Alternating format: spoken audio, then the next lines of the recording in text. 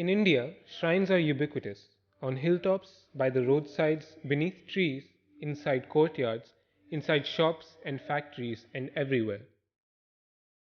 The potters of Molela make votive terracotta painted plaques of Nagdev, the serpent god, Dev Narayan, a neo Vaishnav incarnation, goddess Durga, and a wide range of deities made in the distinctive hand formed clay relief technique.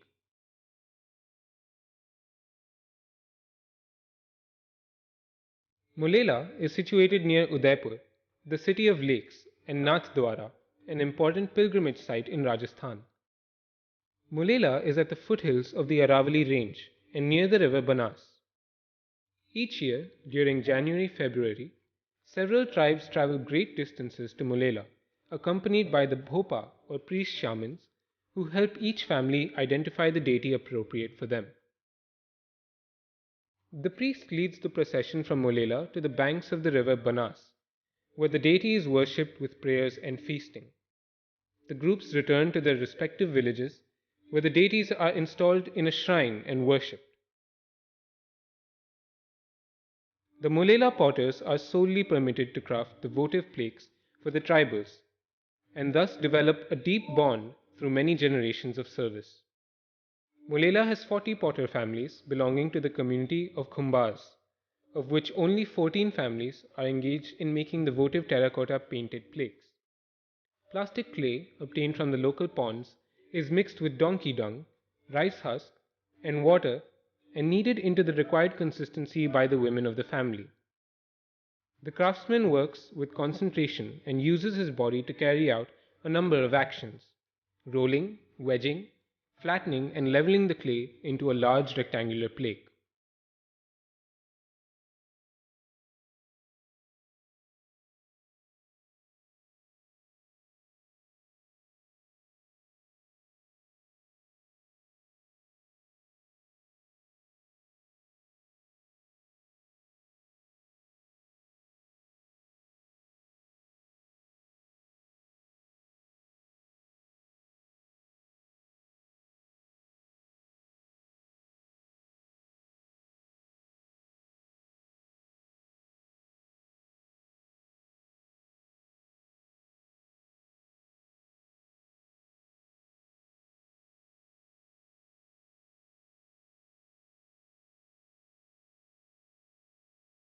He approaches the next stage of building the relief forms by using a variety of clay modeling techniques, such as slabbing, pinching, rolling, forming pellets, and incising to create the figure in hollow relief.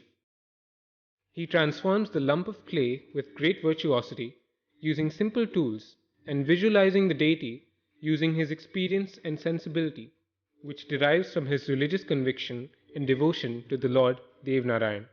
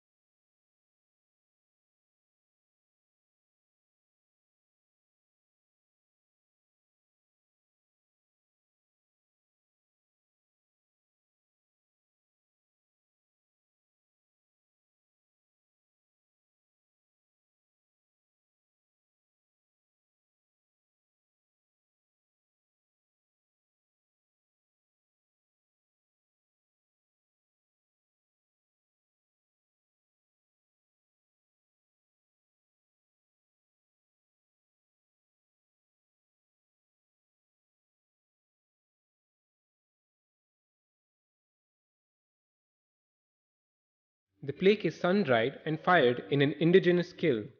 It is coated with a mixture of white clay and gum over which mineral colors are painted. The painted figure is further embellished with pieces of tin foil and coated with a locally made lacquer called jala.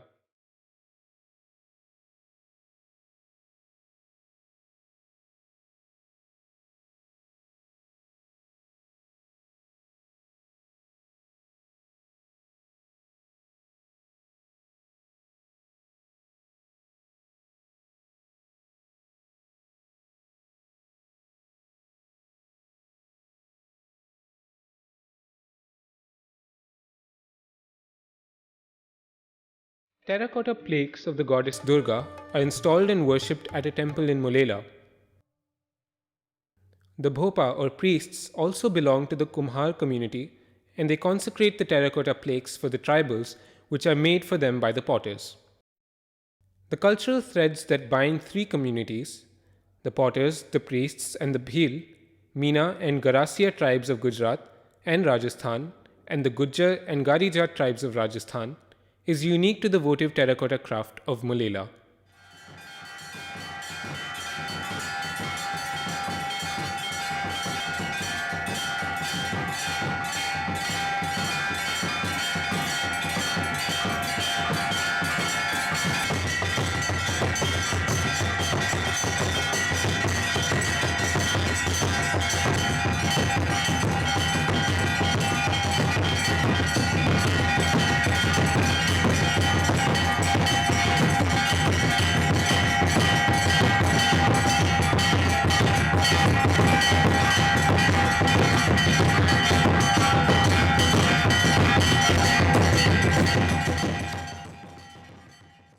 The region also has visual narrative traditions like the painted scroll called Phad, which depicts events of the life of Dev Narayan. The Bhopa or Bhilwara region are itinerant bards and use the scroll to narrate the story of folk heroes and deities. Seen here is a Phad painting with the terracotta plaque of Dev Narayan as the central icon, installed at the Sanskriti Museum of Everyday Art in Delhi. Several craftsmen in Molela have received the National Award for Master Craftsmen and invitations to travel and visit international events, leading to new exposure, interaction, and resulting in commissions to create murals for public places.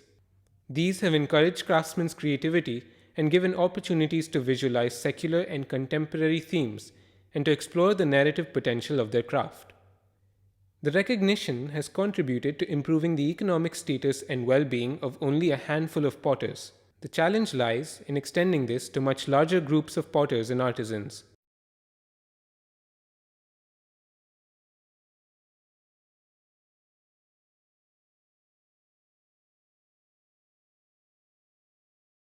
Molela craft exemplifies a number of unique features.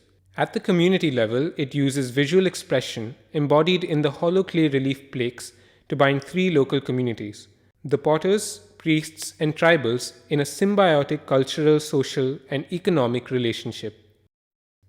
The tacit knowledge held by the craftsmen and women include a vast repertoire of human and animal forms and the ability to mold these figures without the aid of drawing.